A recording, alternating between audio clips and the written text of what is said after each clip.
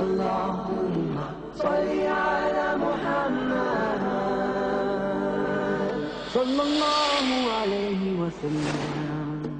And I close my eyes and I'm floating in love. And I close my eyes and I'm drowning in love. And I close my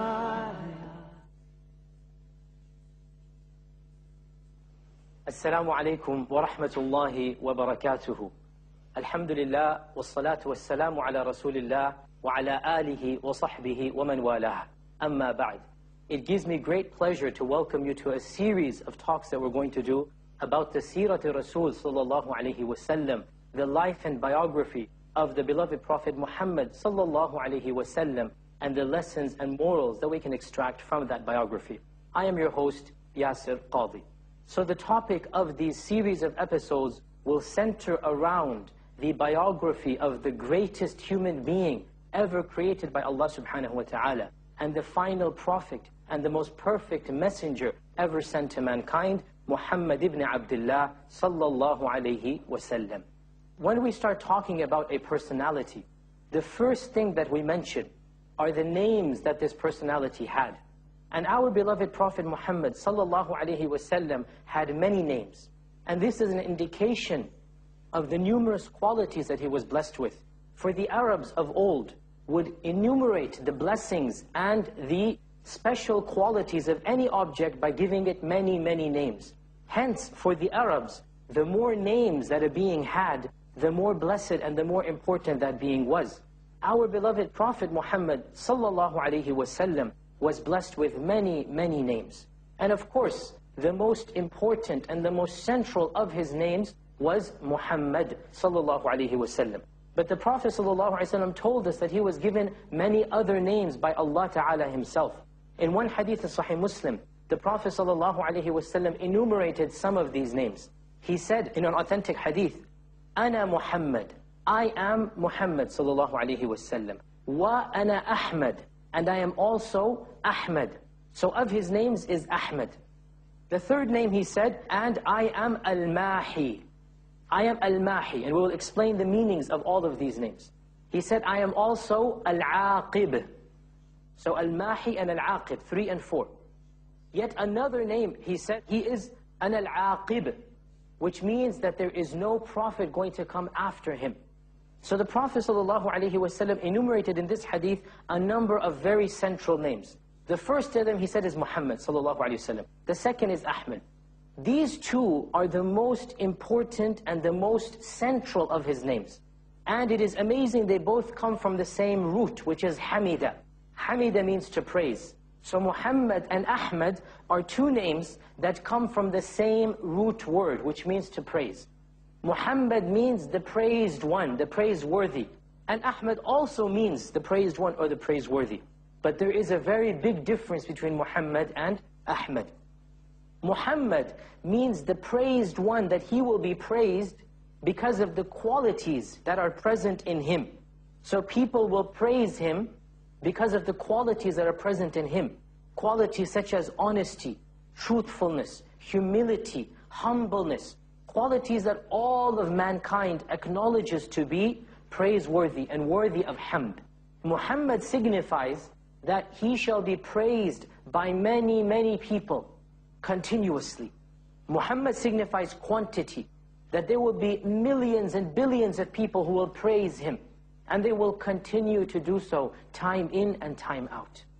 Ahmad signifies that he is praised for the most noble qualities, in the most noble manners of being praised. So Ahmad signifies the quality, and Muhammad signifies the quantity. Muhammad and Ahmad. Muhammad means he is going to be praised quantity-wise. Millions and billions of people are going to praise him and send their salutations and peace and blessings upon him. From the time of his coming, even before his coming, he was praised. Allah and the angels praised him, and the previous prophets praised him. And after his coming, he shall also be praised. And if you look at the quantity of praise that our Prophet Muhammad ﷺ is continuously given, never is his name mentioned anywhere on earth except that we add sallallahu alayhi wasallam. May Allah Azza wa Jal exalt him and raise his status and send his blessings upon him. Never is Allah's name mentioned except that right after it, typically we mention the name of the Prophet Muhammad sallallahu alayhi wasallam. As Allah says in the Quran, وَرَفَعْنَا لَكَ ذِكْرَكَ, we have raised up your remembrance. In other words, people remember you, people will know you. And there is hardly a human being except that he is aware of the name of our beloved Prophet Muhammad sallallahu alayhi wasallam. So Muhammad is for quantity, as we said. And there is no greater indication of this quantity than the fact that on the Day of Judgment, when Allah subhanahu wa ta'ala resurrects all of mankind, the Muslims and the non-Muslims, the believers and the disbelievers, every single human being shall petition, shall beg, shall plead our beloved Prophet Muhammad sallallahu alayhi wasallam to intercede for them in front of Allah. And this intercession is called the Maqam al-Mahmud, the praiseworthy station. It is a station, a status that is praiseworthy. Why is it praiseworthy? Because every single atom of creation, every single living soul shall praise the Prophet Muhammad sallallahu alayhi wasallam on that day. It is the Maqam al-Mahmud given to Muhammad and Ahmad. It is the praiseworthy station given to the one who is worthy of all types of praise that man gives to men. And also he is worthy of the choicest and the most blessed and the most magnificent of all praises that man can give to men. So Muhammad is for quantity. Every single human being shall praise the Prophet Muhammad sallallahu alaihi wasallam. If not in this world, if they disbelieve in him, then at least in the hereafter. At least on the Day of Judgment, every human being shall praise him. And we will talk about this Maqam al-Mahmud in a little while, inshaAllah ta'ala. And the second name we said is Ahmad. And Ahmad means the best praises, the choicest praises, the most magnificent praises that a man can give to another man. It is not possible to praise a human being more than to praise the Prophet Muhammad sallallahu alaihi wasallam. Hence, he is Muhammad and he is also Ahmad. And these two are his most common and his most comprehensive of names. Another name that we mentioned, the Prophet sallallahu alaihi wasallam said, وَأَنَا الْمَاحِي, I am the Mahi. Al-Mahi is the one who wipes away, he erases. This is what Al-Mahi means. What did the Prophet ﷺ erase? He erased disbelief in Allah. He erased polytheism from Arabia. Arabia was a polytheistic society. But with the coming of the Prophet ﷺ, he managed to completely erase the concept of polytheism in Arabia. And we were now talking about Al-Mahi. And we said Al-Mahi means the eraser or the effacer, the one who wipes away. And what the Prophet ﷺ did, which is why he is called the eraser, was that he erased shirk, or the worship of other than Allah, i.e. polytheism, idolatry, from the Arabian Peninsula.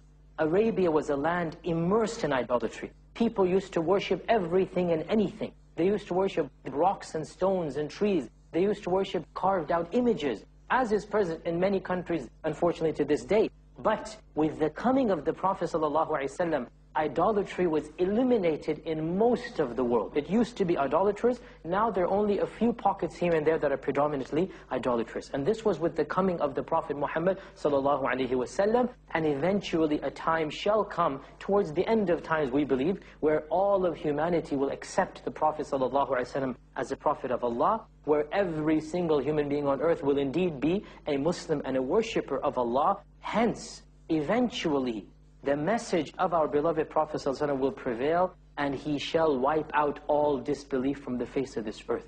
And that is why he has been called Al-Mahi. Another name that Allah Azza wa Jal gave to our beloved Rasul sallallahu alaihi wasallam was Al-Hashir. And Al-Hashir means the one after whom everybody else is resurrected. In other words, the first being to be resurrected as a precursor, as the first person who shall then initiate the rest of the resurrection by the blessings of Allah, meaning that Allah will resurrect our Rasul sallallahu alayhi wasallam, and then he shall resurrect everybody else. And this is the meaning of Al-Hashir, that the first being to be resurrected shall be our Prophet Muhammad sallallahu alayhi wasallam, and that shall be on the Day of Judgment.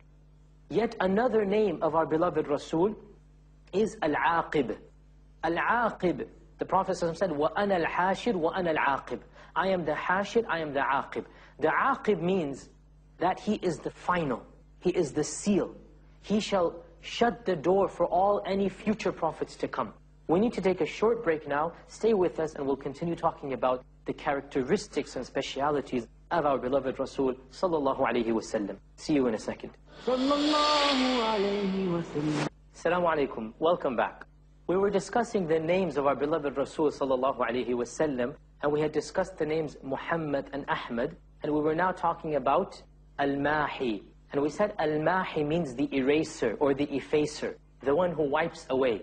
And what the Prophet ﷺ did, which is why he is called the eraser, was that he erased shirk, or the worship of other than Allah, i.e. polytheism, idolatry, from the Arabian Peninsula. Arabia was a land immersed in idolatry. People used to worship everything and anything. They used to worship rocks and stones and trees. They used to worship carved out images, as is present in many countries, unfortunately, to this day. But with the coming of the Prophet ﷺ, idolatry was eliminated in most of the world. It used to be idolaters. Now there are only a few pockets here and there that are predominantly idolaters. And this was with the coming of the Prophet Muhammad ﷺ. And eventually a time shall come, towards the end of times we believe, where all of humanity will accept the Prophet ﷺ as a prophet of Allah, where every single human being on earth will indeed be a Muslim and a worshipper of Allah. Hence, eventually, the message of our beloved Prophet ﷺ will prevail, and he shall wipe out all disbelief from the face of this earth. And that is why he has been called Al-Mahi. Another name that Allah Azza wa Jal gave to our beloved Rasul sallallahu alayhi wasallam was Al-Hashir. And Al-Hashir means the one after whom everybody else is resurrected. In other words, the first being to be resurrected as a precursor, as the first person who shall then initiate the rest of the resurrection by the blessings of Allah, meaning that Allah will resurrect our Rasul sallallahu alayhi wasallam, and then he shall resurrect everybody else. And this is the meaning of Al-Hashir, that the first being to be resurrected shall be our Prophet Muhammad sallallahu alayhi wasallam, and that shall be on the Day of Judgment. Yet another name of our beloved Rasul is Al-Aqib. Al-Aqib, the Prophet said, وَأَنَا الْحَاشِرُ وَأَنَا الْعَاقِبُ. I am the Hashir, I am the Aqib. The Aqib means that he is the final, he is the seal. He shall shut the door for any future prophets to come. So the Aqib means the seal. That the Prophet said, لَيْسَ بَعْدِي نَبِي. There shall not be a prophet that shall come after me. So because he is the seal of the prophets, he has been called Al-Aqib, meaning the door has been shut. Prophecy has ceased to exist. There shall no longer be future prophets and messengers. The final prophet and messenger is our Prophet Muhammad sallallahu alayhi wasallam. Hence his name is Al-Aqib. In another hadith in At-Tirmidhi, the Prophet sallallahu alayhi wasallam said, أَنَا نَبِيُّ الرَّحْمَةِ وَأَنَا نَبِيُّ التَّوْبَةِ. So he gave two more names. He said, I am the prophet of mercy, and I am the prophet of repentance. The prophet of mercy and the prophet of repentance. So two more titles, two more names that our Rasul sallallahu alayhi wasallam has been given by Allah. He is the prophet of mercy. Meaning, as Allah says in the Quran, وَمَا أَرْسَلْنَاكَ إِلَّا رَحْمَةً لِلْعَالَمِينَ. We have only sent you to be a mercy for all of mankind. The coming of the Prophet sallallahu alayhi wasallam, the message of the Prophet ﷺ, the character and lifestyle of the Prophet ﷺ, the teachings of the Prophet ﷺ, belief in the Prophet ﷺ, all of it is but a mercy. To imitate him, to believe in him, to take him as a role model. Every single facet of his lifestyle is a mercy for all of mankind. Those who believe in him and even those who don't believe in him, if they follow his teachings, they shall find mercy in that. So he is the Nabiyyur Rahmah, that Allah sent him as a manifestation of Allah's mercy. Because Allah cared about us, because He wanted the best for us, He chose for us this Nabiyyur Rahmah, and He sent us the Nabiyyur Rahmah. He sent us the Prophet of mercy in order that we believe in him, that we study his teachings, that we benefit from him. So he is the Nabiyyur Rahmah. He also said he is the Nabiyyut Tawbah. Nabiyyut Tawbah is the Prophet of repentance, meaning Allah subhanahu wa ta'ala does not want to destroy mankind. He doesn't want to punish people. He wants people to come to Him and repent to Him. Allah wants mankind to believe in Him. And as a manifestation of that mercy and repentance, He has sent the Prophet of mercy. Here is your chance. This is your opportunity. Study this man's teachings. Look at his biography. Take heed of what he has come with. And when you believe in him, and if you have a clean heart, you shall believe in him. It is not possible that you have a pure and clean heart, and you study the teachings of this man, and yet you still reject him. It is not humanly possible, because this man is the Prophet of Allah. Everything about him says it. From his character, and his names, and his lifestyle, and his teachings, everything shouts out, I am the Prophet of mercy, I am the Prophet of repentance. So believing in the Prophet Muhammad sallallahu alaihi wasallam, and affirming his prophethood, and taking him as a role model, this is our only chance of salvation. We have no other way of attaining Allah's forgiveness and Allah's mercy except by worshipping Allah based upon the sunnah of the Messenger of Allah. So his name is also Nabiyyut Tawbah. And there are many, many more names as well. And I want to point out here that many times you will find books that mention dozens and hundreds of names of the Prophet ﷺ. Most of these names, they have been given by the scholars of Islam. Some of them, the Sahaba and Tabi'un. Many others were invented by later scholars. Hence, we need to be careful and make sure that the meanings of these names are correct. We have to ascertain and verify the meanings of these names are correct. Indeed, the Prophet ﷺ gave us many names. These are some of them that I quoted you today. But other names that are found, that are commonly found in plaques, in posters, in books, these are names that the scholars have given, and there is no problem in that as long as the name has a legitimate meaning. But if we take it to a higher level, and we give him aspects of divinity, you see there's a big difference between Muslims and Christians, right? Christians took their prophet and they made him into a god or a son of God. They made their prophet a human being. No doubt a miraculous birth, no doubt a blessed human being, but nonetheless a human being. He used to eat and drink, and he was born of a woman, even though he was born without a father. Yet he was born of a woman, and he lived a normal life as a child, and he grew up as a human being and an adult. They took this human being, and they converted him into a divine image, a divine icon. They gave him characteristics of divinity, and they called him God, or the Son of God, or a part of a Trinity. Whereas the Muslims, they said, no. Our Prophet ﷺ is indeed the best human being, along with the other prophets. And we affirm their superior characteristics, and we affirm they are the best of the best, but we do not give them aspects of divinity. They are not God, they are not divine, they are the best human beings. So some people, unfortunately, in their love, they go a little bit beyond bounds, and they ascribe to the Prophet ﷺ things that should not be ascribed to him. The point being, we have to be careful that the names that we read of the Prophet ﷺ are authentic and divine names. As we said, the most important names that the Prophet ﷺ himself said are Muhammad and Ahmad and Aqib, and also Al-Mahi, and also Al-Hashir, and Nabiyyur Rahmah, and Nabiyyut Tawbah. And he mentioned a few more names as well, but these are the primary names that are mentioned in the seerah and in the books of the Sunnah. After we mention a person's names, the next thing that we talk about, what is so special about him? This is how we generally introduce people. We introduce their name, and then why is he so famous? Why is he so important? So for the remainder of this session, and also in our part 2 of this series, we will talk about the special characteristics of the Prophet ﷺ. What makes him so special? What was he given that nobody else was given? Unique. Only to this human being. What was this particular human being given that all other humanity, every other human being was deprived of? There are many, many, many things. And really we cannot do justice to the specialities of the Prophet ﷺ, but we will try to mention maybe 10, 15 of them to give us some basic indication of who this man was. The first and the most obvious blessing that he was given, that no other human being was given, was that he was made the seal of the prophets.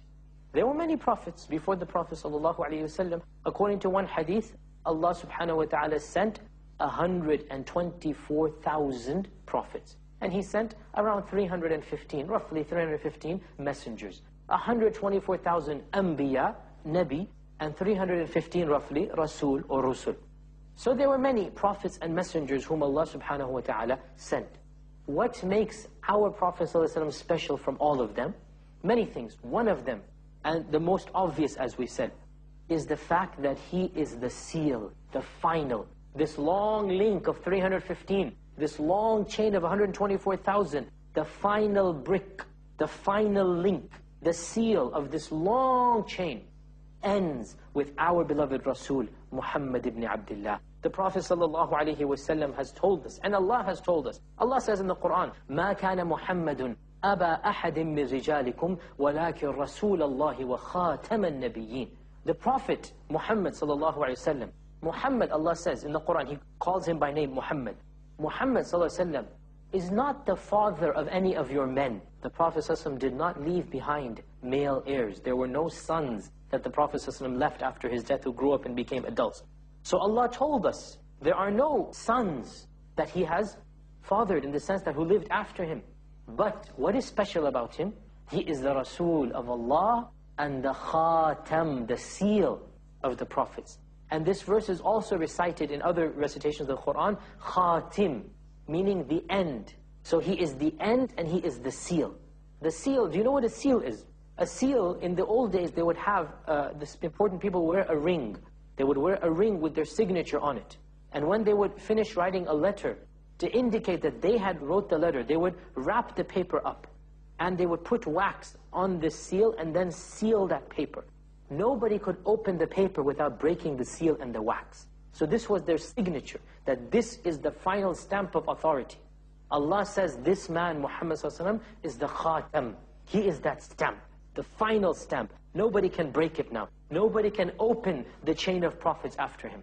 In the other recitation, وَخَاتِمُ النَّبِيِّينَ, He is the end and the final of all prophets. And there's no contradiction because the final is also the seal. And the Prophet ﷺ said in an authentic hadith, وَلَيْسَ بَعْدِي نَبِيٌّ, there shall come no prophet after me. Hence, any person who claims to be a prophet or to believe in a prophet after the Prophet Muhammad ﷺ is simply not a Muslim. He may call himself what he may. He will not qualify as being a Muslim, because a Muslim must believe in Allah as his creator and the Prophet Muhammad ﷺ as his worshipper and prophet and final messenger. So this was one of the specialities that he was given. So far in this episode we have discussed some of the names of the Prophet ﷺ, and we've also discussed some of his characteristics. In the future episodes we will continue talking about the characteristics of the Rasul ﷺ and his mannerisms and morals, and then we will start talking about the beloved life, the birth, the upbringing, the childhood, the marriage, and then the prophecy, and then his stages in Mecca and Medina until the ultimate death of the Prophet Muhammad ﷺ. All of these shall be the topic of our series of episodes entitled Siratul Rasul, Lessons and Morals. Therefore, I hope that inshaAllah ta'ala you will join me in our next episode as we continue talking about the beloved seerah, the beloved biography of our Prophet Muhammad sallallahu alaihi wasallam. Until next time, I hope to see you then. Wassalamu alaikum wa rahmatullahi wa barakatuh.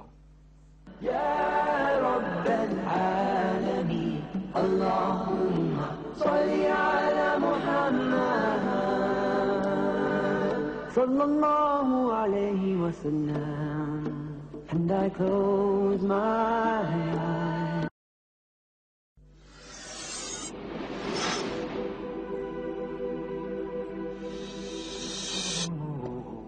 Allahumma salli ala Muhammad ya Rabb al-Alamin. Allahumma salli ala Muhammad sallallahu alayhi wa sallam. And I close my eyes, and I'm floating in love. And I close my eyes, and I'm drowning in love. And I close my eyes. Assalamu alaikum wa rahmatullahi wa barakatuhu. Alhamdulillah, wa salatu wa salamu ala rasulillah, wa ala alihi wa sahbihi wa man walah. I welcome you to the second episode of our series, Sirat al-Rasul, Lessons and Morals. I am your host, Yasir Qadhi. We were talking last episode about the names and the specialities of our beloved Rasul sallallahu alaihi wasallam. And in today's episode, we will continue talking about the specialities. In other words, what was so special about our Rasul sallallahu alaihi wasallam that no other human being was given. Another speciality of our beloved Rasul sallallahu alaihi wasallam, which is unique to him and which no other human being shares with, is that our Rasul sallallahu alaihi wasallam was sent to all of mankind. Not just all of mankind, to the jinn as well. So the prophets before our Rasul were only sent to limited people. Allah had sent prophets in every single nation. Allah says in the Quran, وَإِن مِّنْ أُمَّةٍ إِلَّا خَلَى فِيهَا نَذِيرٌ. There is no nation except that Allah has sent prophets within that nation. So there are prophets that have been sent to all nations on earth. But each prophet was sent for a specific time, and a specific place, and a specific people. Time, place, and people. So for example, the Prophet Musa alayhi salam was sent to the children of Israel. He was sent to the Bani Israel. And he was sent for a specific period of time, such that when the Prophet Isa came, he was supposed to supersede the teachings of the Prophet Musa. So specific time, place, and location. Similarly, the Prophet Isa, the Prophet Jesus Christ, he was not sent for all of mankind. He was also only sent to the children of Israel. In fact, the New Testament tells us that when a woman came who was not a Jew, not of the children of Israel, he told the woman, "What have I to do with thee? I have only been sent to the lost sheep of the children of Israel." To this day, the New Testament tells us that Jesus Christ said, "I have only been sent to the children of Israel." And it is, of course, very ironic that most of the people who believe in this prophet, obviously a false belief that he is the Son of God, they are not of the children of Israel. That the Prophet Jesus was not even sent to them. He wasn't supposed to be believed in by the people who believe in him, for the most part in our times. This is, of course, an irony of history that has a historical tale and anecdote that we shall probably discuss in a future class. The point being, though, every prophet was sent to a specific nation, time, place, people, culture, civilization. No prophet was universal, except for the Prophet Muhammad sallallahu alaihi wasallam. He was sent for the Arabs and non-Arabs. He was sent for the men and women of Arabia, and the men and women of India, and the men and women of China and America, all over the world. He was the universal prophet that was sent for all of mankind.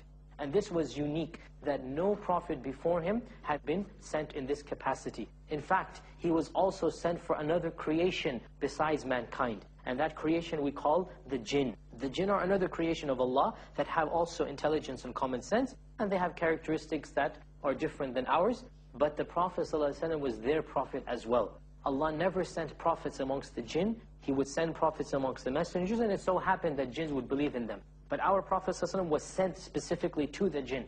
And it is narrated that on more than one night, called Laylatul Jinn, or the night of the jinn, more than one night this happened. The Prophet ﷺ went out to the desert, and he communicated with the jinn, and he spoke with them, and he taught them what they need to know of the sharia, of how to pray and fast. They have a different ruling than us because they are different species. They are not like us. They have been created from smokeless fire. They cannot be seen except when they wish to appear to do so, and so on and so forth. But our Prophet ﷺ was sent to them as he was sent to mankind as well.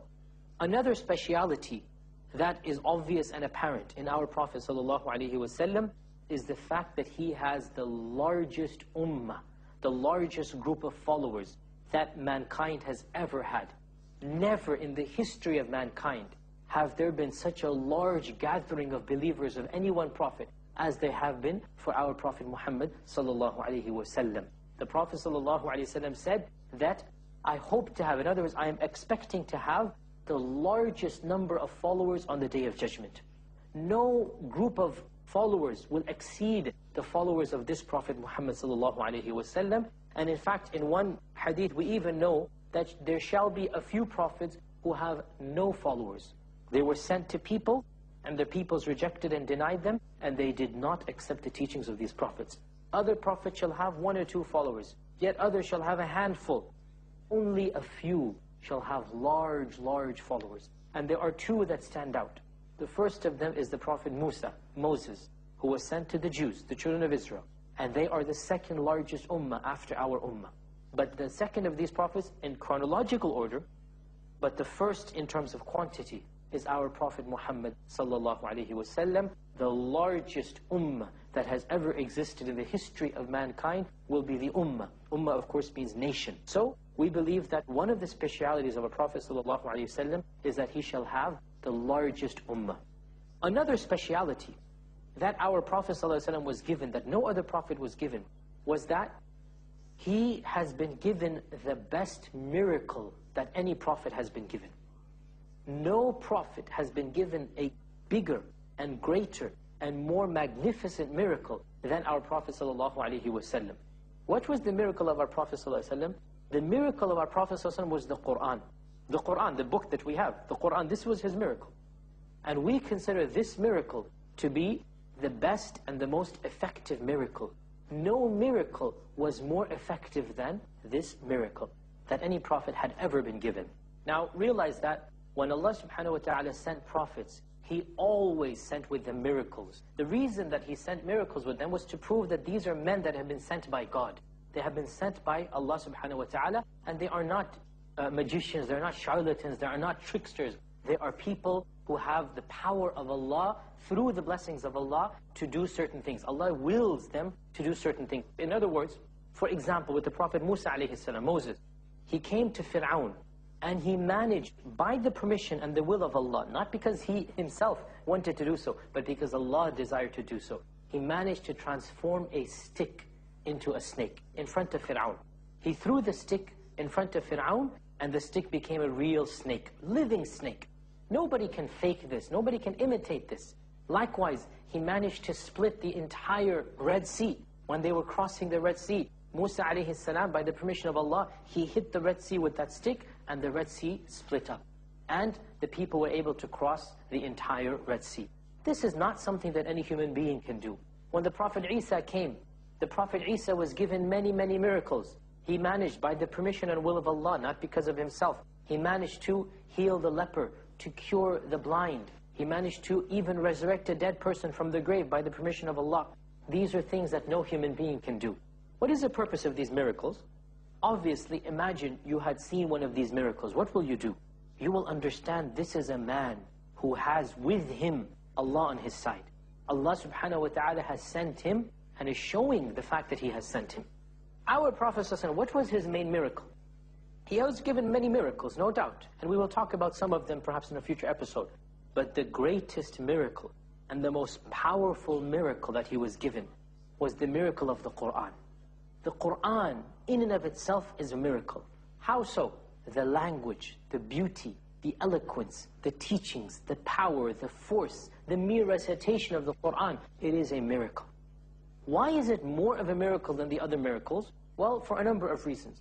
Number one, the fact that this miracle is devoid of the constraints of time and place. Meaning, you don't have to have been living in 7th century Arabia to understand and witness the beauty of the Qur'an. Unlike the previous miracles, the Red Sea parted. Have you seen it? Have I seen it? No. Prophet Isa resurrected the dead by the permission of Allah. Did you see that? No. This is something that you read and hear about. Therefore, you must have faith in other people. You cannot have faith directly from the miracle because you were not there to witness it. However, the Qur'an is a living miracle. It is an eternal miracle. You don't have to have been in 7th century Mecca to witness the miracle of the Qur'an. You can witness it wherever you are, whenever you are. Read the Qur'an. Appreciate it, its message, its teachings, its recitation, its beauty, its force, its rhetoric. Everything is a miracle. The other miracles that were sent to prove the teachings of the book. The Prophet Jesus comes with books and miracles. Miracle is meant to prove the book. The Prophet Musa comes with the book and miracles. Miracles is meant to prove the book, but there are two separate entities. The miracle and the book are separate. The Qur'an, on the other hand, is the miracle and the book combined in one. It serves as the miracle that proves the book, and it proves itself through itself. And no other miracle was a miracle proving itself. In other words, you understand this point that the previous miracles were separate, distinct, intended to prove the book. But not so the Qur'an. The Qur'an is the miracle and the miracle is the book combined in one. And that makes it the most powerful miracle that only our Prophet Muhammad sallallahu alaihi wasallam was given. We need to take a short break now. When we come back, we will talk about how and why this miracle was so effective and so powerful. Stay with us. Assalamu alaikum. Welcome back. We were talking about the specialities of the Prophet ﷺ, and we had just talked about the fact that he has been given the greatest and the most powerful miracle. The other miracles that were sent to prove the teachings of the book. The Prophet Jesus comes with books and miracle. Miracle is meant to prove the book. The Prophet Musa comes with the book and miracles. Miracles is meant to prove the book, but there are two separate entities. The miracle and the book are separate. The Quran, on the other hand, is the miracle and the book combined in one. It serves as the miracle that proves the book, and it proves itself through itself. And no other miracle was a miracle proving itself. In other words, you understand this point, that the previous miracles were separate, distinct, intended to prove the book. But not so the Quran. The Quran is the miracle, and the miracle is the book combined in one. And that makes it the most powerful miracle that only our Prophet Muhammad ﷺ was given. Yet another speciality of our beloved Rasul ﷺ is the fact that he is the leader, the Sayyid of the children of Adam on the Day of Judgment. In other words, mankind shall elect a leader to represent them on the Day of Judgment. And that leader that they shall elect, that they shall unanimously approve, will be our beloved Prophet Muhammad ﷺ. No other human being shall have this status. The Prophet ﷺ said in an authentic hadith, أَنَا سَيِّدُ وَلَدِ آدَمَ يَوْمِ الْقِيَامَةِ وَلَا فَخْرٍ. I am the leader of the children of Adam on the Day of Judgment. And I say this not out of pride or arrogance. This is the reality. Hence, the Prophet ﷺ is the Sayyid. Sayyid means the leader of the children of Adam. No human being shall have a position higher than his position on the Day of Judgment. Yet another speciality that he was blessed with was the fact that Allah announced to him and through him and to us, to him and through him and through him to us, he announced in the Quran that the Prophet ﷺ has been forgiven from all of his sins. Allah says in the Quran, لِيَغْفِرَ اللَّهُ لَكَ مَا تَقَدَّمَ مِنْ ذَنْبِكَ وَمَا تَأَخَّرَ. That Allah may forgive all of your sins, what you have done and what you shall do.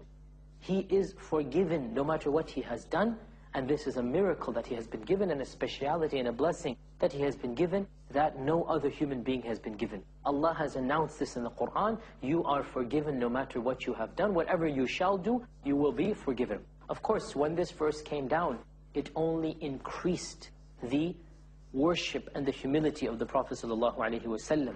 When his wife Aisha would see the Prophet ﷺ stand in prayer hours and hours in night, so much so that his feet would blister and cracks would form, she asked him, O Messenger of Allah, why are you worshipping so much when you know that Allah has forgiven all of your sins? What is the reason that you're so energetic in your worship? He replied, O Aisha, yes, Allah has forgiven my sins, but should I not be a thankful servant? Should I not display thankfulness and humility that Allah has done this for me? And how did he do so? By worshipping even more, by being an even more perfect human being. So the fact that Allah has forgiven his sins did not make him, a'udhu billah, lax or lazy or lackadaisical. No, it made him even more energetic and more pious and more righteous and more holy. And this is an indication of his perfect nature. Yet another speciality that he has been given is the fact that on the Day of Judgment, he shall be given the largest pool of water. It is called in Arabic the hawd. Hawd means a pool or a cistern, meaning a large, if you like, containment of water. Now every prophet shall be given a hawd. Every prophet shall be given water. The Day of Judgment, from our narrations, we know it will be very hot, very panicking, very chaotic. There shall be no shade, no shelter, no water, except whomever Allah provides that with. Where shall the water come from? The believers of the prophets shall be given water by the hands of their prophet. So those who believed in Musa will go to the cistern of Musa, will go to the hawd of Musa. Those who believed in Noah, in Jesus, in every prophet, they shall go to his hawd, his cistern, his pool. As for our Prophet ﷺ, he has been given the largest pool, the largest hawd. In a hadith he said, the water of this cistern, the water of this pool, it is colder than ice, it is whiter than milk, and it is sweeter than honey. Colder than ice, whiter than milk, and sweeter than honey. And he said, whoever drinks from it once will never ever feel thirst for eternity. And he said, it is like a square. It is like a square, not a circle, it is a square. One angle, if you like, one side of this square is the distance between Mecca and Yemen. Mecca is in one side of Arabia and Yemen is on the other side of Arabia. So this is one side of the square. Multiply that by 4 and you get the entire perimeter of this hawd. And the Prophet ﷺ said that the number of glasses of this cistern, of this pool, shall be more than the stars in the sky. You cannot count them. Millions and billions. People will come and they shall drink from it, but only if they truly believed in the Prophet ﷺ. If you are not a believer, you don't get to drink from his hawd. And he shall have the largest hawd, the largest cistern on the Day of Judgment. Yet another speciality that he has been given with is the fact that he shall be the first person to intercede on the Day of Judgment. The Day of Judgment, as we said, the people will be resurrected, but the actual judgment will not start until somebody intercedes. And that intercession will be from the Prophet ﷺ himself. And it is called in Arabic the Maqam al-Mahmud, the praiseworthy station. This praiseworthy station will be a rank, a status that our Rasul shall be given, that all of mankind unanimously to the person will elect him, will say, you shall represent us in front of Allah. And they will ask him to go and petition their case. What is their case? To start the reckoning, to start the judgment itself. And so our beloved Rasul ﷺ will go and intercede and beg and plead in front of Allah on behalf of whom? Of every human being. And Allah will accept that intercession. So he will be the first intercessor and the first one whose intercession shall be accepted. As one hadith says, أَوَّلُ شَافِعٍ وَأَوَّلُ مُشَفَّعٍ. The first one to intercede and the first one whose intercession shall be accepted. And this is our beloved Rasul sallallahu alaihi wasallam.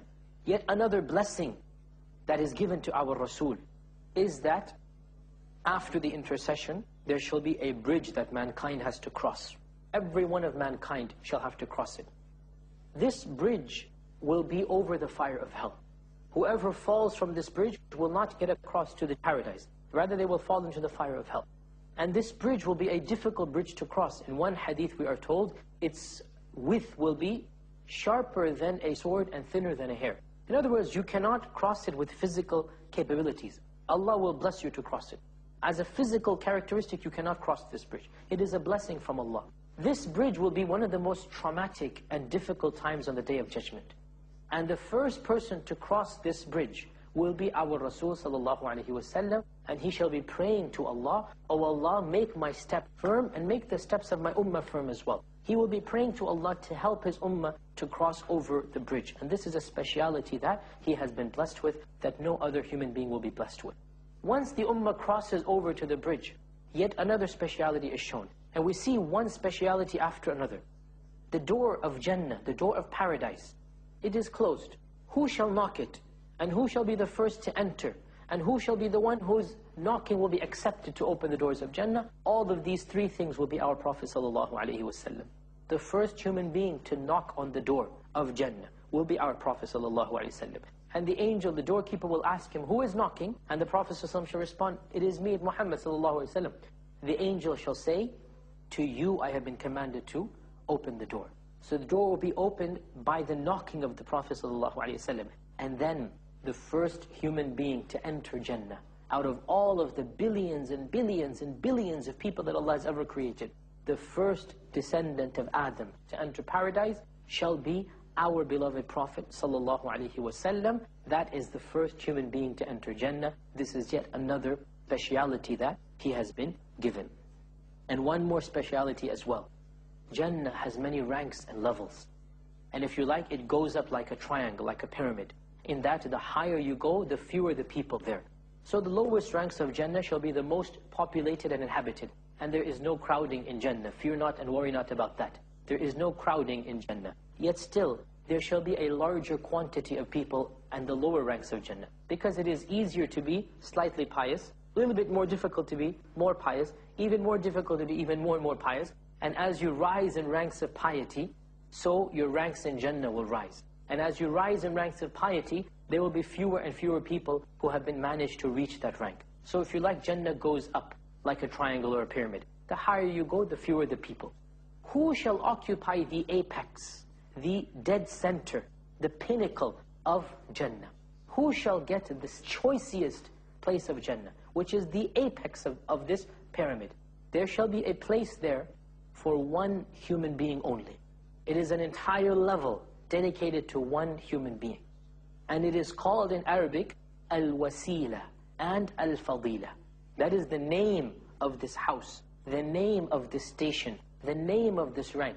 Al-Wasila and Al-Fadila. These are two names given to the same rank and station. The Prophet ﷺ said, there is a rank in Jannah called Al-Wasila, and I hope that Allah subhanahu wa ta'ala will resurrect me in that place in Jannah. I hope that I shall be that person. And in his modesty he said, I hope. But we know that it is him, because nobody else deserves and nobody else is able to get that high station in Jannah. And that is why after we hear the adhan, the call for prayer, we always make a dua to Allah. Allahumma rabba hadhihi ad-da'wati at-tamma was-salati al-qa'ima آتِ محمدا الوسيلة والفضيلة وبعث مقاما محمودا الذي وعدته.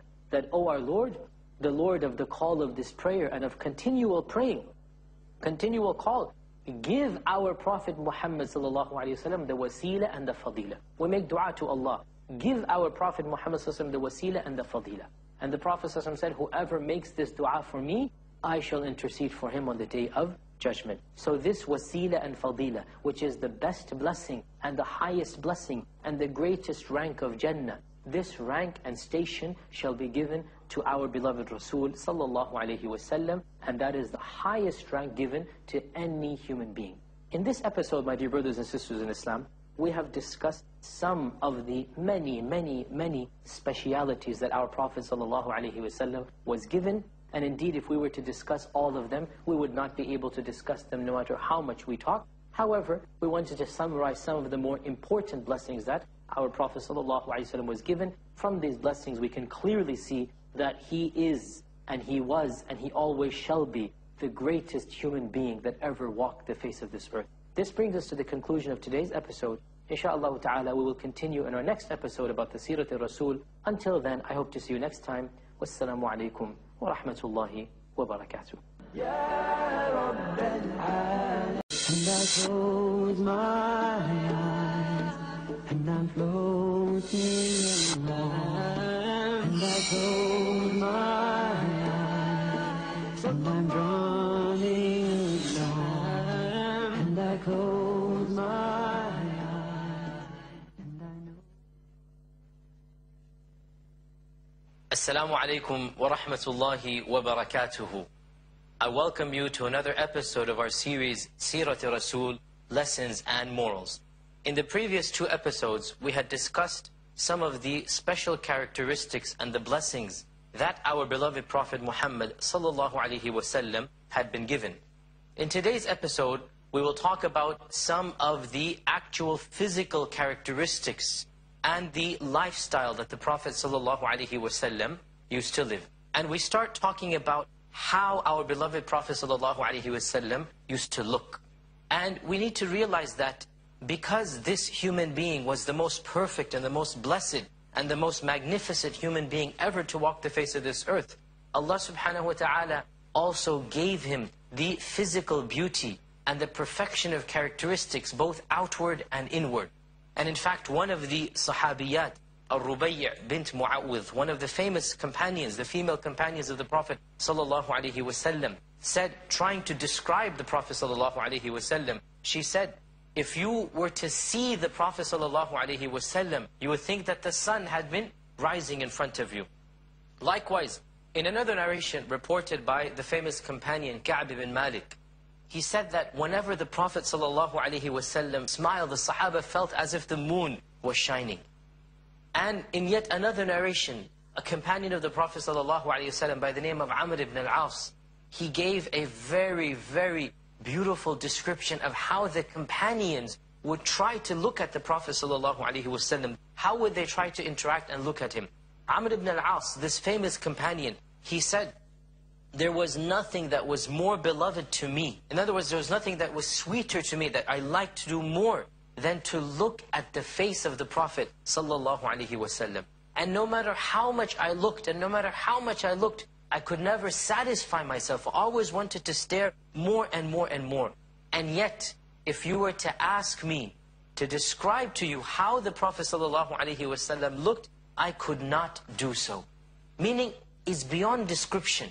So Amr ibn al-As is saying, I would stare at him and look at him, but if I were to be asked to describe how the Prophet ﷺ looked, I would not be able to do so. Yet another of the famous companions, and this is the companion whom the Prophet ﷺ had taken in, she had given Anas as a servant, and she said, O Messenger of Allah, this is my son Anas, he was around 7-8 years old, I want him to serve you and help you in your daily chores. So Anas ibn Malik grew up in the house of the Prophet ﷺ. Anas ibn Malik narrated that the Prophet ﷺ was not a very tall man, nor was he very short. Rather, he was of average height. Likewise, he was not extremely white, nor was he particularly brown, but rather in between the two. In our times, we would call this a fair brown skin color. He was neither pale white, nor was he dark brown, but rather in between the two, Anas ibn Malik said.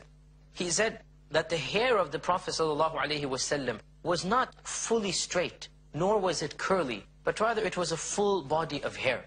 He also described that the Prophet ﷺ's hand was softer than any silk that Anas ibn Malik had felt. He said, I have never felt any velvet or any silk that was softer than the palm of the Prophet Muhammad ﷺ. Yet another companion, Al-Bara ibn Azib, he said in a further description that the Prophet ﷺ had slightly curly hair. And this is in conformity with the previous narration, which says that his hair was not fully straight, nor was it very curled. And so Al-Bara said he had very slightly curly hair, and he was of medium height. He wasn't a very tall man, nor was he a very short, but rather of average height, but he had very broad shoulders. So his shoulders were broad, as is befitting that of a muscular man. And Al-Bara said his hair was very thick, reaching to the earlobes down here. So the hair of the Prophet would go all the way down. Typically it would fall beneath the shoulder. So he would have very long hair coming down to the earlobes. And of course, during the Hajj and Umrah, the Prophet shaved his hair off. Otherwise, he would grow it generally to a very generous length. And Al-Bara said, one time I saw him in the night wearing a red hulla, a red garment. And I swear by Allah, I never saw anything more beautiful than that image. Meaning in his entire life, Al-Bara ibn Azib said, I never saw anything that was more beautiful than this image of the Prophet ﷺ. We have other descriptions as well, and one of the most comprehensive descriptions is that of the cousin of the Prophet ﷺ, Ali ibn Abi Talib. Ali ibn Abi Talib said that the Prophet ﷺ did not have a very fleshy face, nor was it completely round. Rather, it was slightly so, meaning a type of oval structure. Ali went on and he said that the eyes of the Prophet ﷺ were large, with jet black pupils. So he had very black eyes, and the whitish area around them were large, with long fine eyelashes, meaning that they were the perfect and most handsome eyelashes and eyes. And likewise that the Prophet ﷺ had a broad shoulder. This is something that the previous companion also said. And his joints were fully formed. In other words, there was no deformity. Nothing seemed abnormal. Everything was fully formed about his body. And he did not have hair all over his chest. He was not very hairy. Rather, he had a fine line of hair on the middle of his chest, coming from the middle all the way down to the navel. He had a fine line of hair, but it was not overtly hairy. And Ali ibn Abi Talib said, when the Prophet ﷺ would walk, he would walk at a fast pace. It was the sunnah of the Prophet ﷺ to walk briskly. And when he would walk, he had so much energy, it was as if he was walking downwards. Like when you walk downwards, you automatically walk with energy. So when he would walk normally, it was as if he's walking downwards because of the energy and the enthusiasm that he had. And Ali ibn Abi Talib said, when the Prophet ﷺ would turn to greet somebody, when he would look at somebody, he wouldn't just turn the head, but he would turn the entire body. The entire body would turn to shake his hand. And this is a token of respect and etiquette, that when somebody would come from another direction, the Prophet would not just turn his head to greet him, rather he would turn the entire body and grasp his hand. Ali continued that he had the seal of the prophethood between the two shoulder blades. And Ali ibn Abi Talib concluded this narration by saying, whoever unexpectedly saw the Prophet ﷺ would stand in awe of him automatically. And whoever accompanied him and got to know him would love him. And those who described him would always say, I have never seen anyone before him or after him who was comparable to him. One of the beautiful traditions as well that shows us generally how handsome our Prophet ﷺ was is the hadith of Jabir.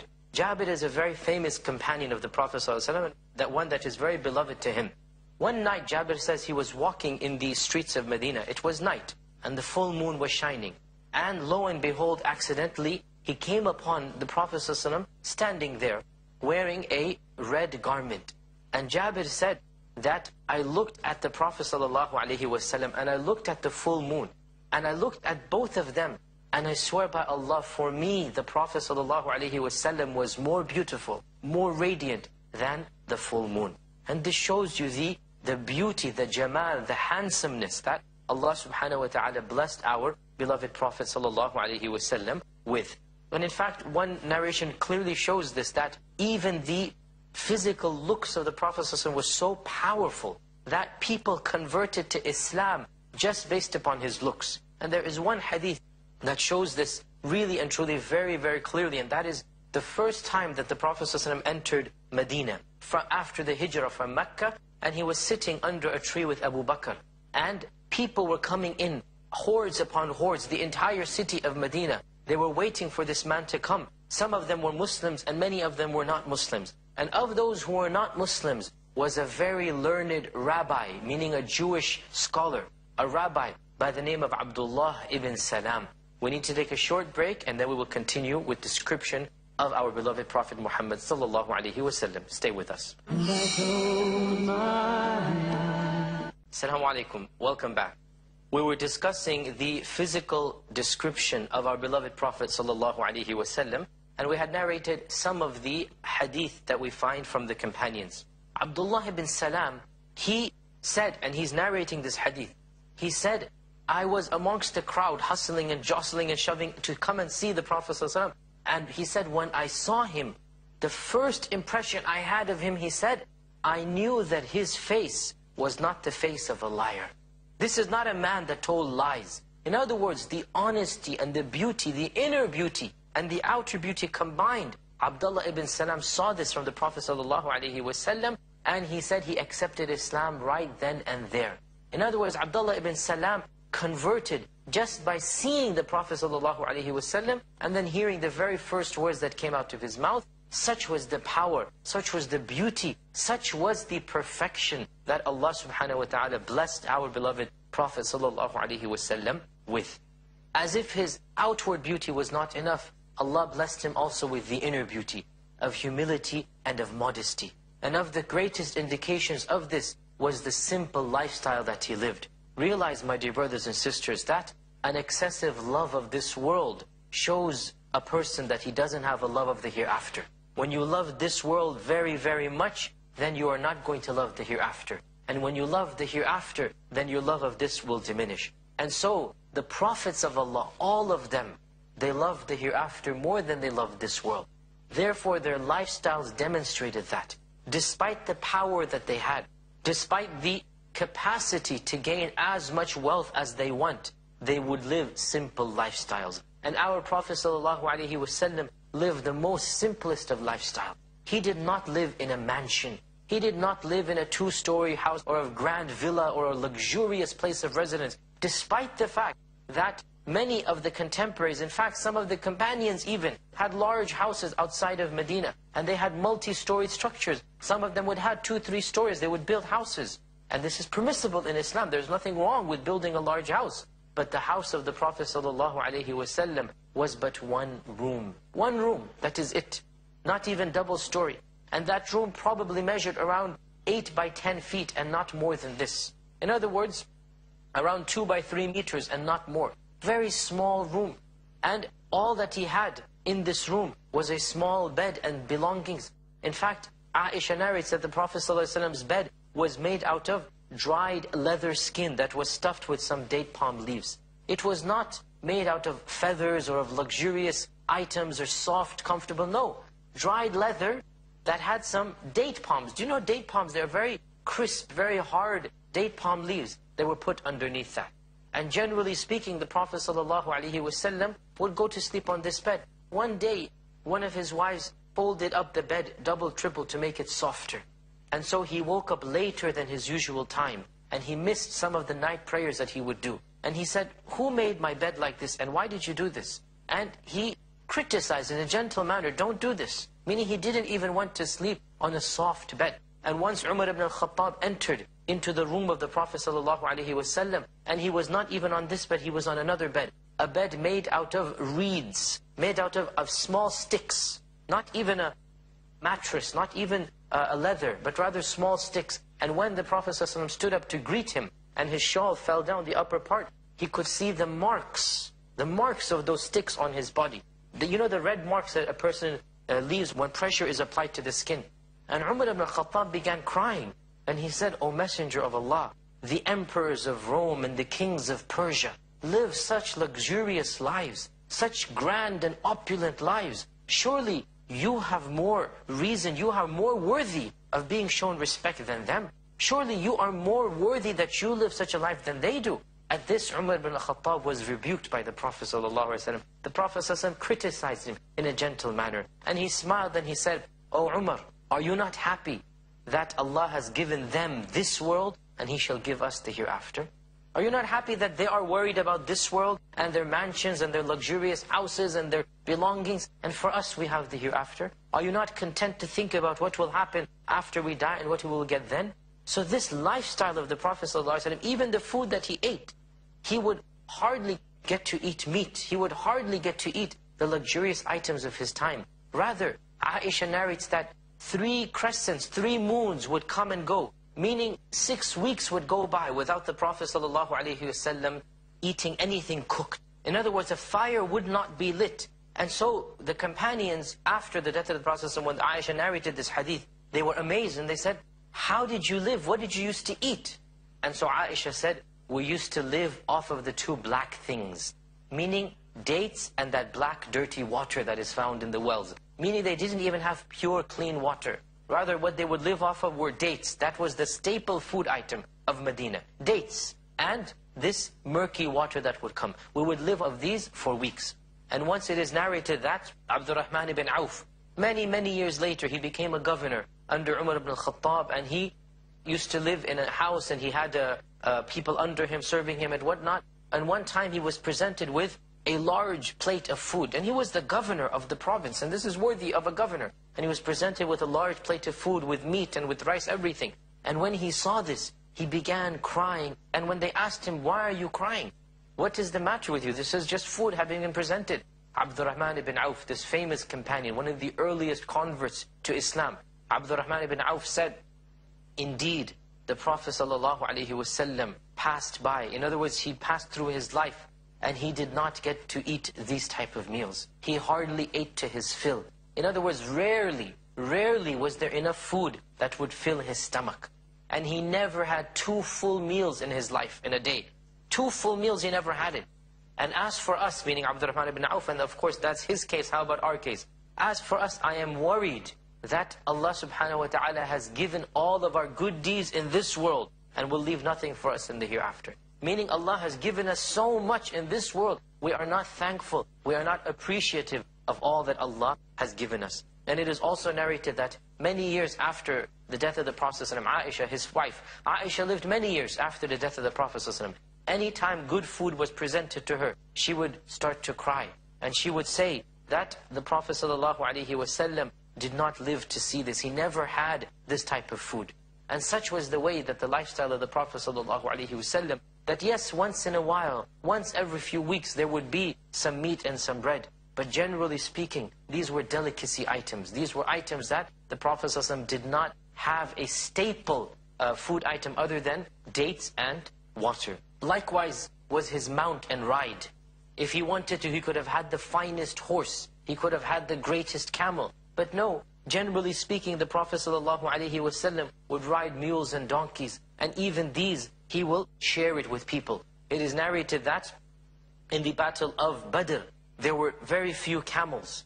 And every single camel was shared by 3 people. 3 people. There were not enough camels to go on the journey. And so there was 1 camel and 3 people. And so 1 person would ride and 2 would walk. And then after half an hour, 1 hour, the other would ride and the other 2 would walk. And so they would alternate.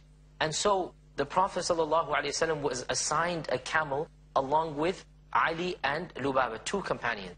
Put yourself in the shoes of Ali and Lubaba. What are you going to do? The both of them said, O Messenger of Allah, we have no need of the camel. You sit and ride. He is the Prophet. He is the leader. He is the commander-in-chief of the army. This is the least respect that the Sahaba can do. Any Muslim would have done the same. Offer to the Prophet ﷺ, Ya Rasulullah, we don't need to ride. You take the camel and we will walk the entire journey. And put yourself now in the shoes of any commander. What would you have done? You take this as an opportunity. Let me ride the camel, let you 2 walk. Why should I walk in this hot desert and struggle and whatnot when I'm giving the opportunity to ride this luxurious camel?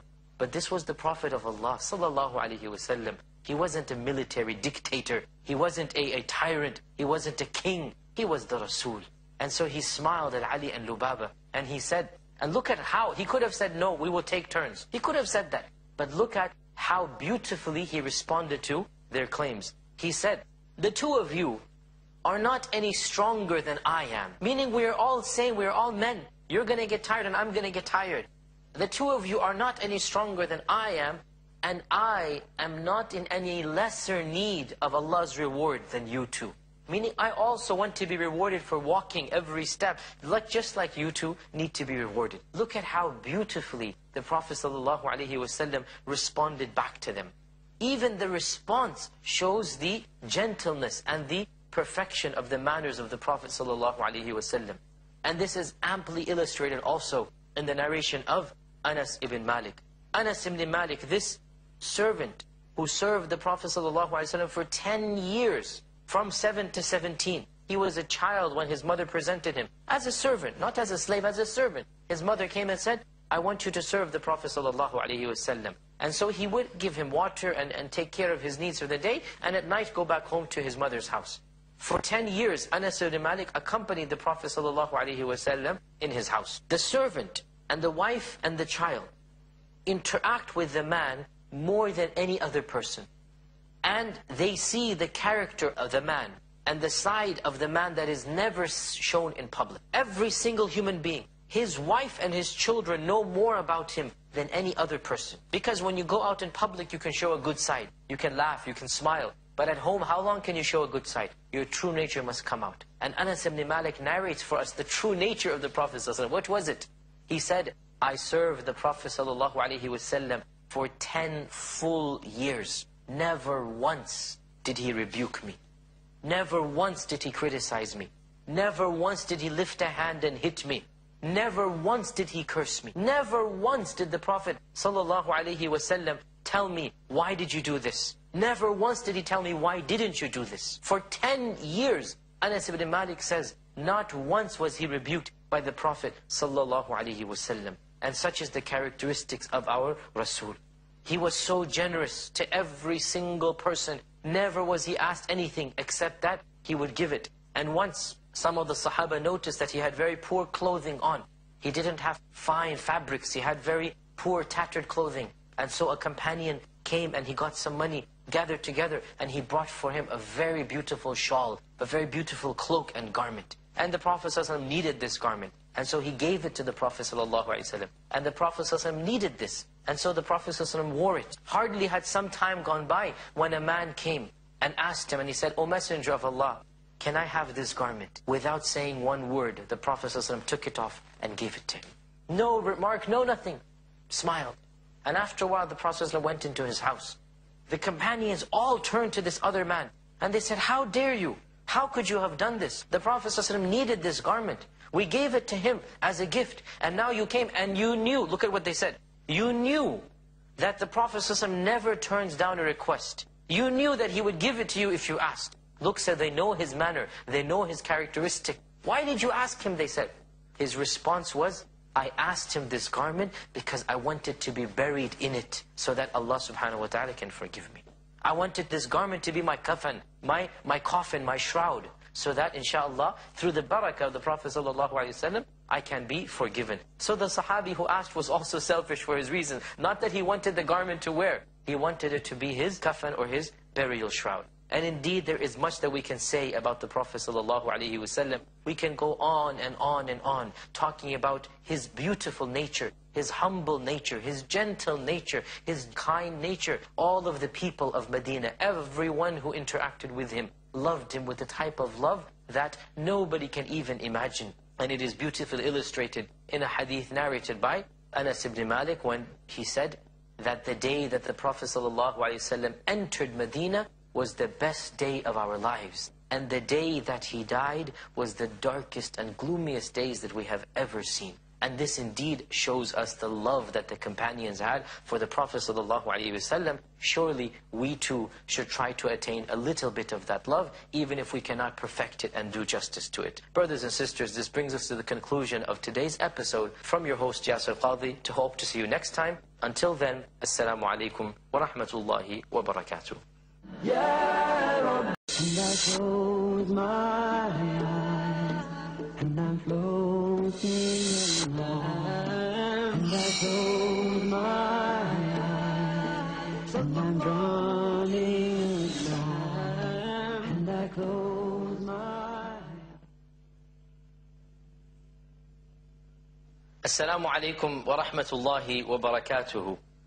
It gives me great pleasure to welcome you to another episode of our series, Sirat Rasul, Lessons and Morals. I am your host, Yasir Qadhi. In today's episode, we will discuss what exactly is the meaning of seerah, and why should we study the seerah, and what are the sources of the seerah of the Prophet sallallahu alaihi wasallam. The word seerah comes from the Arabic verb sara, which means to travel and to traverse. And so, seerah is the journey or the traveling that a man does throughout his life. And so seerah means the journey or the path that a person takes, the manners, the characteristics, the incident that happened throughout his life. And Islamically, we only use the term seerah to describe the life of the Prophet ﷺ, even though linguistically it can apply to any life. But Islamically it has come to denote the life of the Prophet Muhammad ﷺ. So it discusses the life and times and incidents that are related to the Prophet Muhammad ﷺ, even if those incidents do not relate to him directly. So anything that relates to him even indirectly comes under the seerah. And so we all start talking about the seerah from the time before the birth of the Prophet ﷺ, even though he had not yet been born. Yet the discussion of the seerah starts with incidents before his birth, such as the attack of the Kaaba by the elephants and the Abyssinian king. And it also discusses issues that were occurring during the life of the Prophet ﷺ, but still without his particular presence. For example, the situation in Yathrib before the immigration of the Prophet ﷺ. For example, the incidents that happened in Abyssinia when the Muslims emigrated there. The Prophet ﷺ never went to Abyssinia. And yet we will discuss what happened to the Muslims there, because that too is a part of the seerah. Why study the seerah? What are the benefits and the blessings of studying the seerah of the Prophet Muhammad sallallahu alaihi wasallam? The benefits and blessings of studying the seerah are many. First and foremost, it is an integral part of Islam to take the Prophet Muhammad sallallahu alaihi wasallam as the ultimate and only role model. In other words, we have been commanded to obey the Prophet sallallahu alaihi wasallam in all that he had done. So we take him as our role model in every facet of life. As a worshipper of Allah, how he used to worship Allah. As a leader, as a father figure, how he interacted with his wives and children. As a military ruler. In other words, we are commanded to take the Prophet ﷺ as a role model in all that he had done. As Allah says in the Quran, لَقَدْ كَانَ لَكُمْ فِي رَسُولِ اللَّهِ أُسْوَةٌ حَسَنَةٌ. You have in the example of the Prophet ﷺ the perfect character to follow. And so, the only way to follow his example is to study his life. And that is the study of the seerah. Another blessing of studying the seerah of the Prophet ﷺ is that this is the primary way to increase our love for the Prophet ﷺ. Look around you. You see that the people follow the lifestyles of those whom they love. There are many amongst mankind who look up to movie stars and actors and actresses. There are many amongst mankind who look up to sports players. And you find that each and every facet of their lives becomes news. And the people greedily follow every incident that occurs. Who met whom, who fell down, who broke an ankle and knee, who won the match, who lost the score, who started a movie, who did this and that. So much so that we even study their scandals and their evil things, and the public devours them one after the other. Why? Because there is a love. Whether that love is valid or not is besides the point. There is an attachment. There is a role model that society has taken with these figures. The Muslim has a better role model. The Muslim has a perfect role model. And that role model is the Prophet ﷺ. How will we love him? How will we demonstrate that love when we don't even know how he lived? We don't even know what happened in his life. Is it not a sad fact that most Muslims are more aware of the public figures in the media, of the actors and actresses, of the sports players, than they are of the Prophet Muhammad ﷺ? And this is the reality. And this is an indication of the state of the ummah. To correct this state, to rectify it, we need to study the seerah. We need to study the life and times of this great and blessed man. The most blessed man whom Allah subhanahu wa ta'ala ever created. And by studying his life and times, we will increase in our love for him. Yet another blessing in studying the seerah is that we understand the context of the Qur'an better. The Qur'an came down, it was revealed in the life of the Prophet ﷺ. Hence, by studying the seerah, we will automatically be attached to the Qur'an. You cannot read a book of seerah except that it has in it, this verse came down because of that, and this verse came down because of that. And so the context of revelation comes clear. And this increases our attachment to the book of Allah. Yet another blessing for studying the seerah is that the seerah, in and of itself, it is a miracle. Just the life and times of the Prophet ﷺ is a miracle. In other words, the very incidents that occurred in his life, the lifestyle that he lived, the way that he conducted his affairs, this in and of itself is an indication that this man was a messenger of God. He was a prophet of Allah. No human being could live such a lifestyle unless he truly, really and truly was a messenger of God. And so by studying the seerah, we appreciate the truthfulness of Islam. One of the blessings, one of the miracles of Islam is the Prophet of Allah. And the Prophet of Allah, we know about him through the seerah. One of the famous scholars of the past by the name of Ibn Hazm, he said, if the Prophet Muhammad ﷺ had not been given any miracles, if he hadn't been given the miracles that we know he had been given, the miracle of the Qur'an, the miracle of splitting the moon, the miracle of making a small amount of food a lot, the miracle of this and that, if he had not been given any miracles, this scholar said, the miracle of his life would have been enough. Just his lifestyle, his teachings, the way he conducted his affairs with other people of humanity, that would have been enough to prove that this man is a prophet of God. And this is another reason why we should study the seerah. Yet another blessing of the seerah is that the seerah lays out for us practical methodologies and guidelines for teaching, for instructing, for calling, for preaching. How do we call people to Islam? How do we invite them to this message? What do we do? How do we conduct our lives when it comes to the religion of Islam and spreading the teachings of Islam? The seerah tells us how to do this. How did the Prophet ﷺ interact with the non-Muslims? How did he invite them to Islam? By studying the seerah, we will help ourselves in spreading the message of Islam. Yet another blessing of studying the seerah of the Prophet ﷺ is that the seerah brings us in touch with the companions of the Prophet. The people who lived around the Prophet and with the Prophet and along with the Prophet and alongside the Prophet ﷺ. The men who shaped history as we know it. By studying the seerah, we are automatically connected with them as well. And these two are role models, no doubt lesser role models than the Prophet ﷺ, but still, they are people whom we look up to. They are like guiding lights, they are like shining stars that we take for guidance, that we look up to for perseverance, to increase our morale and faith. And the seerah introduces us to all of these characters. Yet another blessing of studying the seerah is that the seerah brings about a peace and contentment in our hearts. It brings about a serenity by studying the seerah. And this is a fact and a reality that is known to all those who have read the books of the seerah. When we study the trials and tribulations that the Prophet ﷺ underwent, when we study the life and times, when we study the persecution that the early Muslims had to suffer, we feel a peace and serenity that yes, what is happening now happened before, and even more so. And Islam eventually prevailed, and it shall prevail now.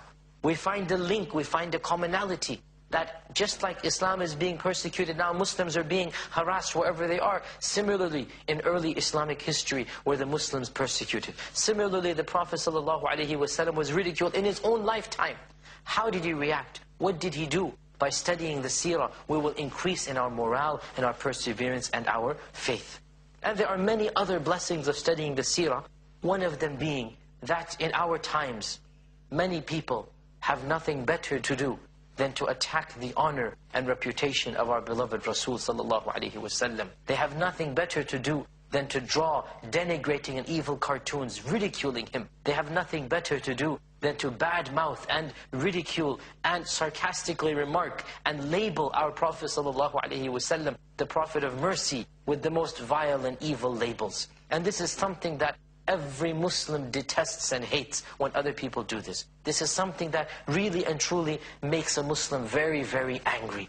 The question is, what do we do in response? Do we go and commit senseless acts of violence as some people do? No, not at all. This is not what our religion calls for. This is not what our seerah calls for, the seerah of the Prophet ﷺ. What do? We respond with wisdom and eloquence. We respond with the sword of the pen and not the sword of guns. The sword of the pen is what we respond with, and the sword of the tongue. We speak out and we write and we defend the honor of the Prophet ﷺ. But how do we do so? We do so by studying the seerah and defending his honor. When people come and say, your Prophet, a'udhu billah, your Prophet was a tyrant and an evil ruler, your Prophet was a dictator, your Prophet was a terrorist, a'udhu billah. How are we going to defend the Prophet ﷺ when we don't even know his seerah? So if you want to defend the honor of the Rasul, you must do so through a knowledge of the seerah, studying the seerah. When you study the seerah, then and only then can you defend the honor of the Prophet ﷺ. We need to take a short break. We'll come right back and continue talking about the sources of the seerah. Stay with us. Welcome back. We were discussing the reasons for studying the seerah of the Prophet ﷺ, and realize that this science is a very, very old science in Islam. In fact, the Sahaba, the companions of the Prophet ﷺ, it is narrated that they would teach their children stories from the seerah, just like they would teach them surahs from the Qur'an. They would ask them to memorize stories from the seerah, just like they would ask them to memorize surahs from the Qur'an. Because the Qur'an and the Sunnah, these two are the ultimate sources of our religion. And the Sunnah, of course, is the seerah. The Sunnah meaning the characteristics of the Prophet ﷺ, that is the biography. And so, from an early age, the companions would teach their children the Qur'an and the Sunnah. They would teach them surahs from the Qur'an, and they would teach them stories from the seerah. Now, we are living 1,430 years roughly after the hijrah of the Prophet ﷺ. The question arises, how do we know the seerah? Where do we get our information from? What is the sources of the biography of the Prophet ﷺ? Well, there are many sources, but to name just a few to simplify our talk.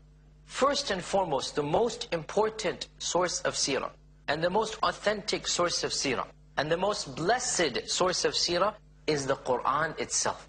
The Qur'an refers to a number of incidents that occurred in the life of the Prophet ﷺ. The Qur'an talks about the battle of Badr, and the battle of Uhud, and the battle of Tabuk, and the battle of Ahzab.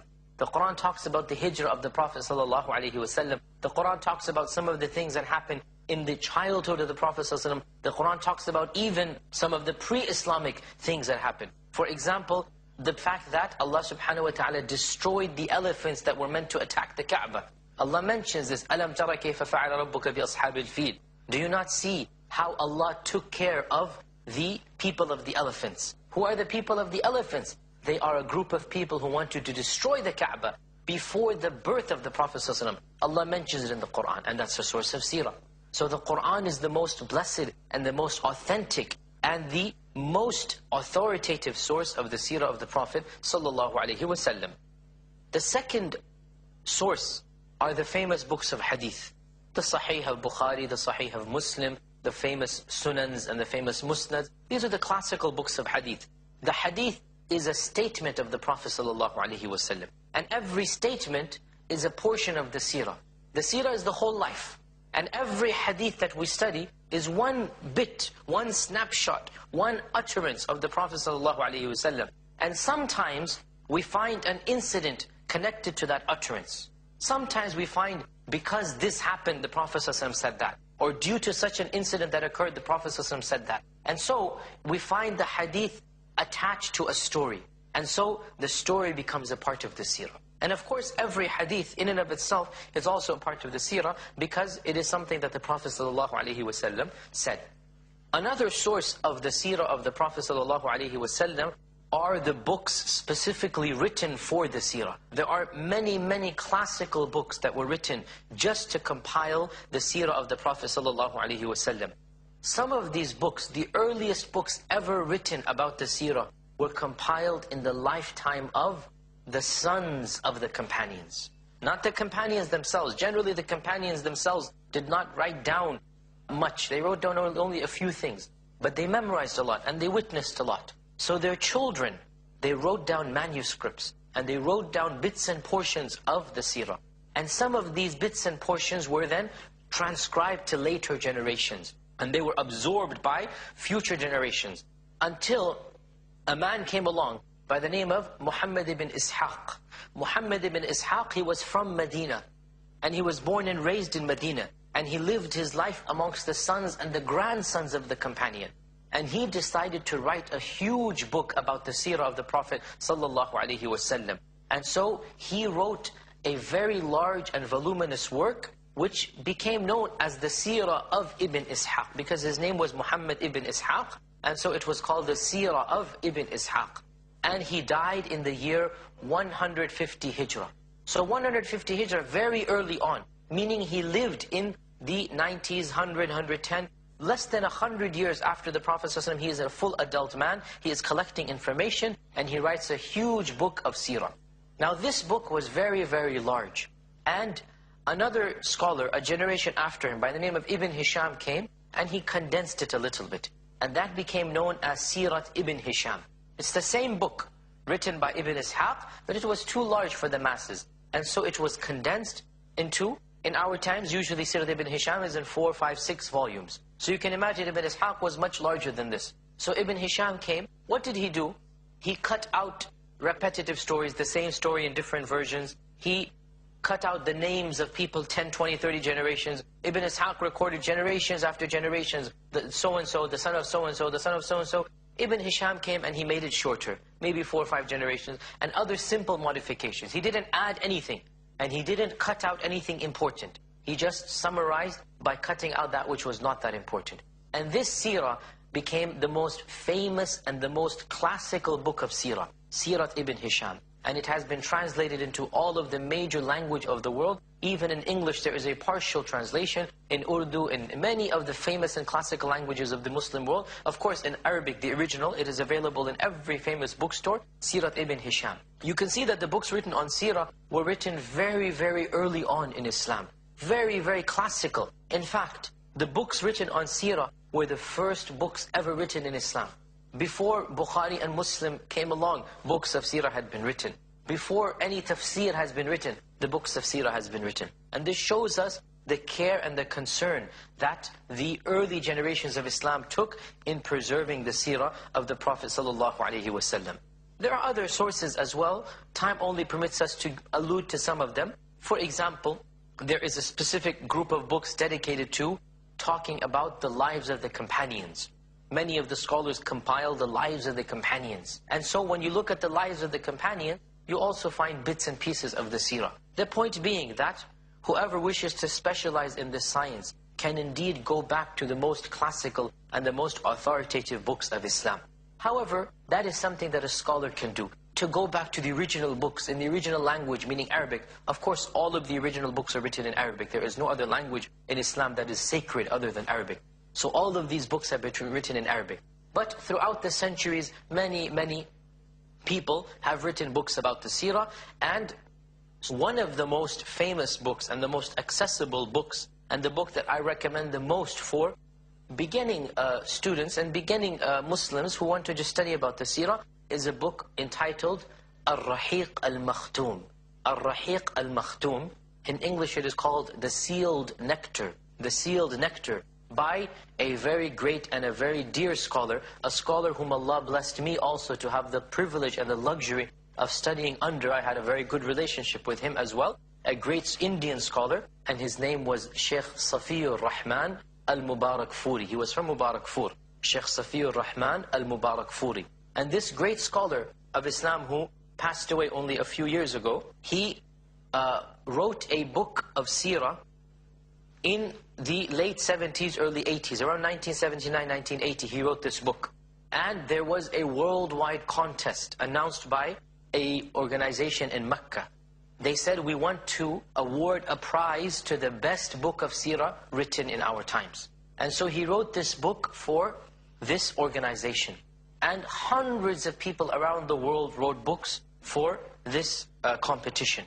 And his book was chosen to be the #1 out of all of these hundreds of books, Sheikh Safiur Rahman's books. And the reason is very obvious. When you see it, you will realize it. The language is simple. The incidents have been narrated in much graphical detail. He has compiled all of these classical sources and made it accessible. He has maps and diagrams. It is a very decent, interesting, simple book to understand. And it is a book that I recommend for all beginning people who want to study the seerah. This is the first book that they should read. In English, once again, it is called The Sealed Nectar. And in Arabic, it is called Ar-Rahiq Al-Makhtoom. And also the title in other languages, in Urdu as well, it is the same, Ar-Rahiq Al-Makhtoom, by my dear Sheikh Safiur Rahman Al-Mubarakfuri. Inshallah ta'ala, in our next episode, we'll talk about the birth and the beginning life of the Prophet ﷺ. But before we get there, just to lay out what exactly was the political situation of the time. The Prophet ﷺ was born in the Arabian Peninsula. He was born in the Arabian Peninsula in the 6th century after Jesus Christ. The 6th century CE. And at that time, there were two major political powers of the world. Two major political empires. One of them to the east of Arabia and one to the west of Arabia. The one that was for the west of Arabia was the Roman Empire. Or to be more precise, it was the Eastern Byzantium Empire. The Roman Empire had split up into splinter empires, and so there was the Byzantium Empire. And to the east, there was the Persian Empire. Or to be more precise, the Sassanid kingdom, the kingdom of the Sassanids. So you had the Byzantines and you had the Sassanids. And in between, it was Arabia. And the Byzantines and Sassanids were superpowers. They were the mightiest powers. No other land, no other country had the might and power of these two lands. And these two lands and these two countries would be at continual war with one another. They would always be fighting. They would always be at odds. And in between them was Arabia. Arabia was dead center. To the west was Byzantium, and to the east was the Sassanid. Sassanid Empire now controls what is now called Iraq and Iran. And the Byzantines control what is now Turkey and parts of Palestine and other areas of that region, Egypt. All of this was under Byzantium control. Right smack in the middle is Arabia. And amazingly, Arabia was left untouched. Neither the Byzantines nor the Sassanids conquered Arabia. They didn't want to. They left it unconquered, despite the fact the two countries were at war with one another. The reason being, and this shows us why was the Prophet ﷺ chosen to be of Arabia. What was so special about Arabia? Arabia was in between the two major superpowers of the time. And it did not have any history of colonialist or aggressive behavior. No, rather, because of the internal warfare amongst the Arabs and their relative backward state, both of the two superpowers left Arabia alone. They didn't want to conquer Arabia because they saw no point in conquering this land. It was not a land that had any riches that they wanted. The people of Arabia were considered to be fighting amongst themselves, warlike, Bedouin in their nature. So that neither the Byzantines nor the Sassanids wanted them. So Arabia was the perfect place for the sending of the Prophet Muhammad sallallahu alaihi wasallam. In our next episode, we will continue discussing the religious status of Arabia before the time of the Prophet sallallahu alaihi wasallam. I hope to see you then. Until next time, Assalamu alaikum wa rahmatullahi wa barakatuh. And I close my eyes, and I'm floating along. And I close my eyes, and I'm drowning along. And I close my eyes, and I know. Assalamu alaikum wa rahmatullahi wa barakatuhu. It gives me great pleasure to welcome all of you back to another episode of our series, Seerat Rasul, Lessons and Morals. I am your host, Yasir Qadhi. In today's episode, we will discuss some of the important elements of pre-Islamic Arabia. In other words, what was the status and situation of Arabia before the birth and the coming of the Prophet Muhammad sallallahu alaihi wasallam. Arabia was a desert society. It was a tribal society. Most of the Arabs were living in the desert, and the Arabs had divided themselves into very many tribes. Very few, the minority of them were living in the cities, and most of them were desert dwellers. The Arabian tribal system was the predominant system of the time. In other words, the tribal alliance was the most important thing to the Arabs of that time. Everything depended upon what your tribe was, who your father was, who your great-grandfather was, what was the status and achievements of your tribe. If you belonged to a good and important tribe, basically you had a good life. And if you belonged to a weak or an oppressed or a non-important tribe, then your life would be very difficult and very miserable. The very fact that you belonged to a good tribe facilitated many things. Business transactions, marriages, your prestige, your protection. And if you belonged to a lower class tribe, it was a caste type system, but it was not a caste, it was a tribe.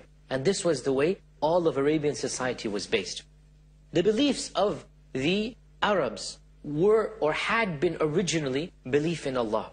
This is because the Arabs, all of them are the children of the Prophet Ibrahim through his son Ismail. Now, of course, the Prophet Ibrahim and the Prophet Ismail, both of them worshipped Allah. They did not worship idols. They did not worship rocks and stones and statues. All of you know the story of the Prophet Ibrahim when he told his father, how can you worship these idols? These idols are made by your own hands. You take and you carve them. They don't have any power. They don't have any life. You have come and you carved them, and now you come and prostrate?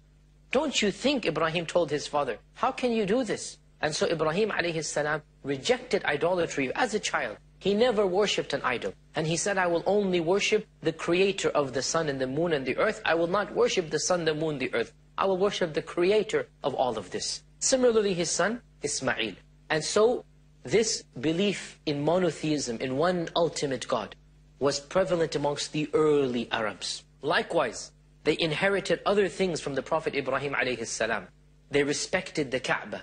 The Kaaba, this structure in Mecca that is still venerated by the Muslims. So the Prophet Ibrahim alayhi salam and his son Ismail, they built the Kaaba with their own hands. As we said, this was the first masjid on earth. And the Arabs inherited the sacredness of the Kaaba. The Kaaba was venerated by them, and they considered it to be the holiest place on earth. And they would not shed blood in the Kaaba. They would not fight their enemies in the Kaaba. They would not hunt game in the Kaaba. They venerated it. They made it sacred. So much so that it is narrated that even if they saw a murderer, if they saw somebody who had killed their relatives come to Mecca, and they saw that person, they would not harm a hair on his head because of the sanctity of the Kaaba. They would not do so because the sacred area of Mecca, the sacred area of Kaaba, was observed by them as it is still observed by us as amongst the Muslims. To this day, the Kaaba occupies a holy status in Islam. Nobody should be harmed inside the holy sanctuary of Mecca. Similarly, they inherited aspects of the Hajj. Ibrahim alayhi salam performed the Hajj. Ismail alayhi salam performed the Hajj. And so they would come and do tawaf around the Kaaba. And they would stand at Arafat and Muzdalifah and Mina. And these are things that the Muslims to this day they do. They have inherited it from the Prophet Ibrahim alayhi salam. And they had other rites as well. However, we all know that by the time the Prophet ﷺ came, Arabia was an idolatrous society. They worshipped idols. They worshipped rocks and stones. They worshipped trees. They worshipped things that they would build with their own hands. How did this change occur? Once upon a time, Arabia worshipped one God. By the time the Prophet ﷺ came, there were many idols. So much so that when the Prophet ﷺ reconquered Mecca, there were 360 idols, all of them around the Kaaba. All of them were stationed around the Kaaba. How did this happen? We know that the beginning of idolatry in Arabia started perhaps around 2 centuries or so before the coming of the Prophet ﷺ by one man. One man introduced idolatry into Arabia. And that man was Amr ibn Luhay from the tribe of Khuza'a. Amr ibn Luhay. Amr ibn Luhay was a very famous chieftain. He was very prestigious. He was a military warrior and a noble leader. And it so happened that in one journey, he traveled to Syria. And when he traveled to Syria, he saw for the first time in his life, people worshipping idols. He had never seen this. And the people of Syria at that time were a giant race, meaning large, powerful people. And they were known for their prestige. They were known for the military strength. And he was impressed by that race. But their religion was different than his. So he asked them, what is this thing that you are worshipping? What is this idolatry? What is this stone and structure? This nation, they are called the Amaliq, or the Amalkites, the Amaliq, they said, these are our gods. When we are in need, we turn to them. When there is a drought, we sacrifice to them. When we're in trouble, we pray and invoke them, and they give us our need.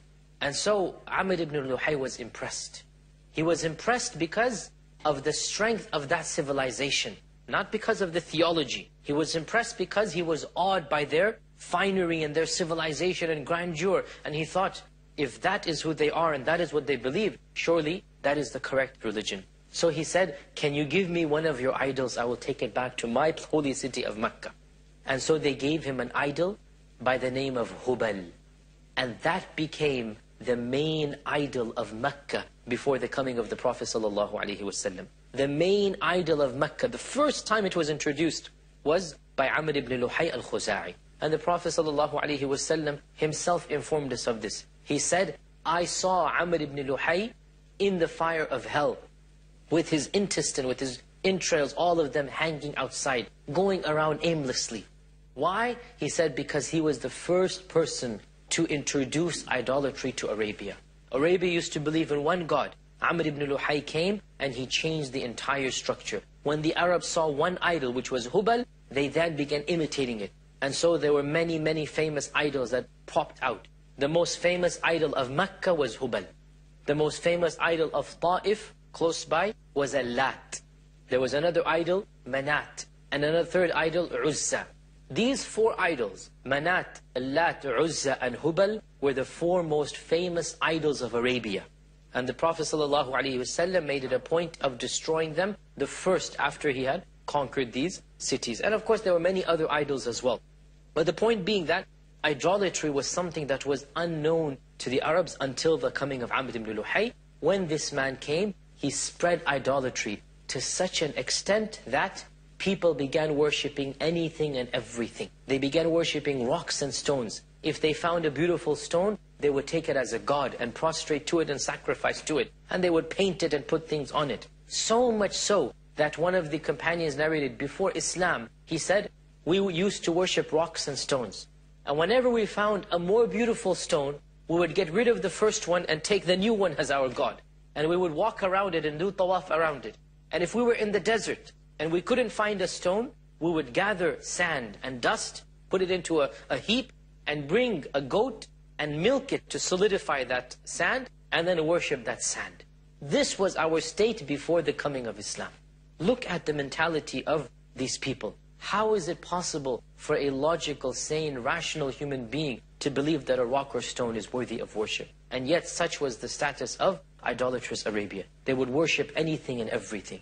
And the point of Islam came to destroy idolatry and to direct all worship to Allah subhanahu wa ta'ala alone. And the Quran mentions this, of course, in many hundreds of verses. However, one thing that is important to mention is that the religion of the Prophet Ibrahim alayhi salam was not totally lost. Remnants remained here and there. Portions remained of the religion of Ibrahim. In other words, people still remembered bits and pieces of the religion of Ibrahim. And inshaAllah ta'ala, we'll take a short break now and then discuss some of the history of those remnants of the original teachings of the Prophet Ibrahim alayhi salam. We'll take a short break. Stay with us. We'll be right back. Assalamu alaikum. Welcome back. The religion of the Prophet Ibrahim alayhi salam had been pure monotheism. We said that eventually Amr ibn Luhay introduced idolatry and it became rampant all over Arabia. But still, there were remnants of the religion of Ibrahim. People realized that this is not what the prophets of God told them to do. And there were many people throughout the history of, while Arabia was idolatrous, there were many people who rejected idolatry. Before the coming of the Prophet ﷺ, there were 4 or 5 who were particularly famous. That history has recorded their names and what they have done. And of the names that has been recorded is that of Qis ibn Sa'adah.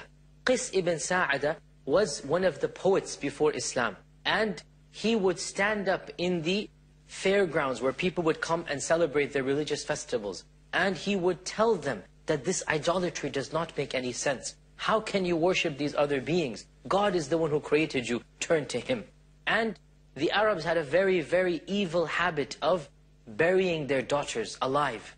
They would be ashamed if they have a daughter, and they wouldn't want to take care of them. And Qis would rebuke them and get angry at them that how could they do this inhumane and barbaric act. Other names that history has recorded are Waraqa ibn Nawfal. He is a very important character. We will come back to him in a future episode. Waraqa ibn Nawfal. He was the uncle of the first wife of the Prophet ﷺ. Ubaydullah ibn Jahsh, another one. A third one, Uthman ibn al-Huwayrith. And the fourth one, Zayd ibn Amr. And this Zayd ibn Amr has the most interesting story. So let us talk about him. Time does not permit us to talk about all of these details. But the history and story of Zayd ibn Amr is very, very interesting. These 4 people were friends. And they were roughly 30, 40 years before the birth of the Prophet ﷺ. That was when they were in their young and primehood. The Prophet ﷺ met some of them, including Zayd. But this incident occurred before his birth. Where these 4 men, they were close friends. They came together and they began talking about religion and about God and about society. And they said to one another, you know that the religion of these people, the religion of Arabia, is not the religion of the Prophet Ibrahim. You know that the Prophet Ibrahim did not worship idols. We all know this. So come, let us go search for the religion of Ibrahim. Let us search for the real religion that the Prophet Ibrahim preached. And we will come back together in a few years. Let us go travel the land. We will all come back together and see what we have discovered. And so all of them went their separate ways. As for Waraqa ibn Nawfal, he searched the lands until he became a Christian. Waraqa ibn Nawfal became a Christian. And he studied Hebrew and Aramaic. And he learned how to write the Old Testament and could read it. And he lived a very, very long, long life. Until when the Prophet ﷺ became a prophet at the age of 40. Waraqa was a very old man, perhaps 90, 100 years old. He has already become blind at that time. And he recognized the Prophet ﷺ as a prophet of God. And he said, you are the prophet that has been predicted in these books. And so Waraqa became a Muslim and died a Muslim. As for Ubaydullah ibn Jahsh and also Uthman ibn al-Huwayrith, both of them became Christians.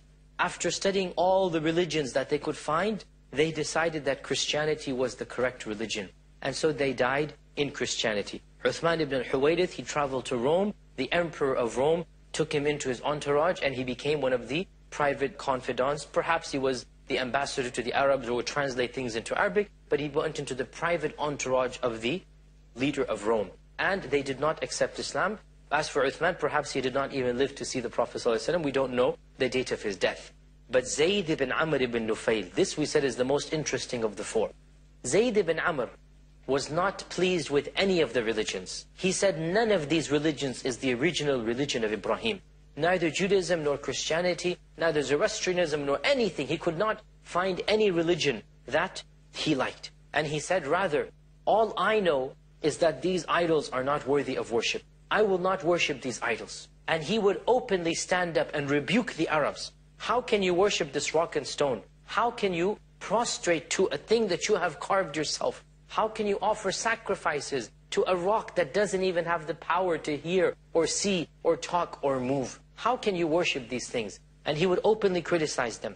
And he would also rebuke them for their concept of burying girls alive. Burying babies that were just born, the Arabs would come and they would bury them alive out of shame and disgust. They don't want any daughters.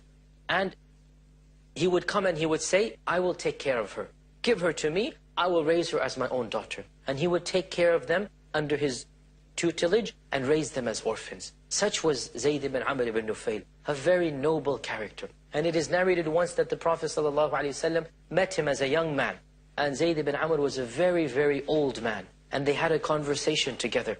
And the Prophet ﷺ asked him, I notice that you do not eat of the meat given to the idols. I notice that you don't worship these idols. And Zayd told him, yes, this is not the religion of Ibrahim. I will not eat meat that has been left for the idols. I will not eat meat that has been given for other than Allah. I will not worship these rocks and stones. They are not my creator. And so Zayd ibn Amr, as a very old man, he met the Prophet ﷺ when the Prophet ﷺ was still, as we said, perhaps a teenager or a young man. And Zayd died before the Prophet ﷺ became a prophet, before the age of 40. When the Prophet ﷺ became a prophet, Zayd died and the Prophet ﷺ was still in his 20s or 30s. And we know that the Prophet ﷺ told us that Zayd ibn Amr entered Jannah and was considered to be a Muslim in the sense that he worshipped Allah alone before the coming of Islam, because he rejected idolatry. And that was good enough at that time. He didn't know how to pray, he didn't know how to fast. This is before the coming of the Sharia. So all of that is overlooked. But he worshipped Allah the way that he could. And he rejected idolatry, and because of that, Allah caused him to enter Jannah. So this story shows us, illustrates for us that the Arabs knew that idolatry was not the religion of Ibrahim. They knew this. But society and custom, the culture, the pressure of your culture, all of your parents, your relatives, your society is worshipping idols and stones and rocks. You don't want to break away from that. And that was what caused them to not accept Islam. They didn't want to break away from the tradition of their forefathers. Yet another story that illustrates this point for us is the very, very beautiful story of Salman. Salman was from Persia, not from Arabia. And he accepted Islam as a very old man. And he had a very long story before him. Salman was a Zoroastrian, a Parsi, a Majusi, fire worshipper. He used to worship fire, as the Zoroastrians do. And his father was the high priest of the temple. His father was the one who kept the fire lit. And Salman, as a child growing up, his father would ask him to help. And he would make sure that the fire was always lit in the temple. One day, as he was going to the temple from his house, he passed by a person chanting some hymns, a Christian. And he was entranced. And so he asked permission to enter. And he entered. And he said, what is this that you are doing? The Christian said, I am worshipping. Salman said, how? This is not the way you worship. You go to the fire and you worship the fire. The Christian said, I am a Christian. Salman said, what is a Christian? And so this Christian informed him about Christianity.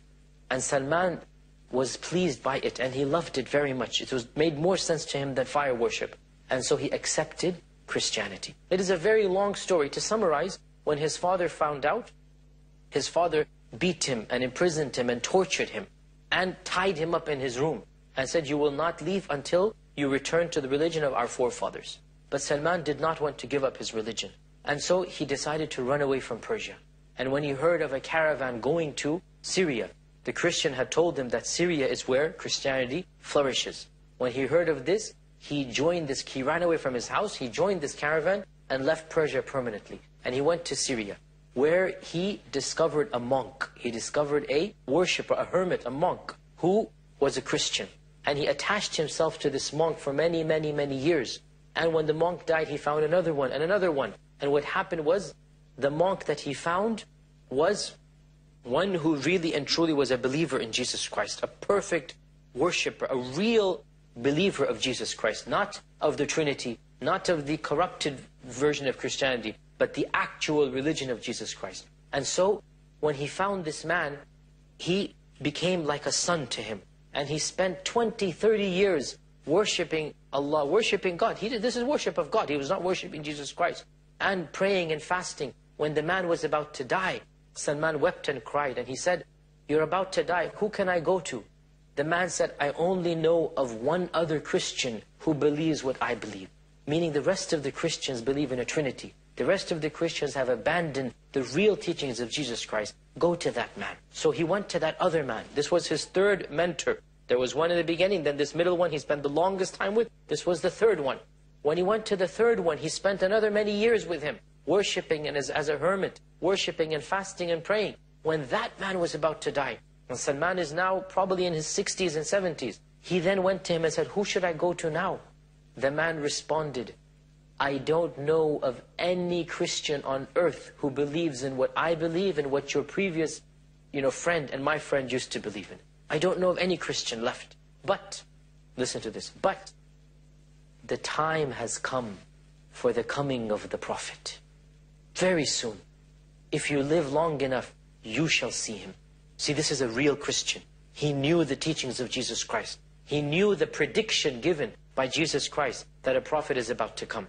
And so he said, "The time has come. You will see him if you live long enough. And I will tell you some signs. Of his signs is that he shall be sent in a land where there are date palms and trees. Of his signs is that he shall eat from gifts, but not eat from charity. If you give him charity, he will refuse. And if you give him a gift, he will take. And of his signs is that there is a seal of the prophethood on his back." These are the three signs. So Salman, again to make a long story short, Salman traveled many places until he was captured as a slave and taken to Medina. And he worked as a slave, as an old man for many, many years, until finally one day he heard of a man who claims to be a prophet. And as a slave, he rushed to him eagerly to see, what is this man? And so he presented some dates to him. And he said, "O Muhammad sallallahu alaihi wasallam, this is charity."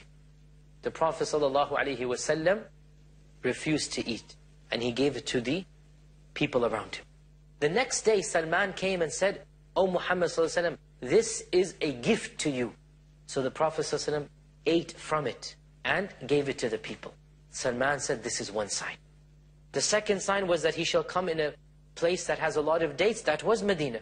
Medina is a place that has lots of dates. To this day, Medina is famous for dates. Salman wanted to see the third sign. But how can you see the seal? This is in the back of the Prophet ﷺ. So Salman went behind the Prophet ﷺ, trying to see perhaps if his shawl falls off, if his shirt goes up, perhaps I might see it over here.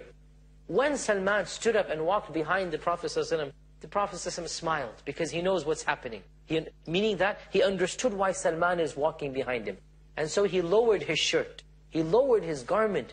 And so Salman physically saw the seal of the Prophet ﷺ, exactly the sign that that priest had told him. And so he kissed the Prophet ﷺ and he shook his hand and he accepted Islam right then and there. And he told him his story. Meaning that there were some people who knew that the Prophet ﷺ is about to come.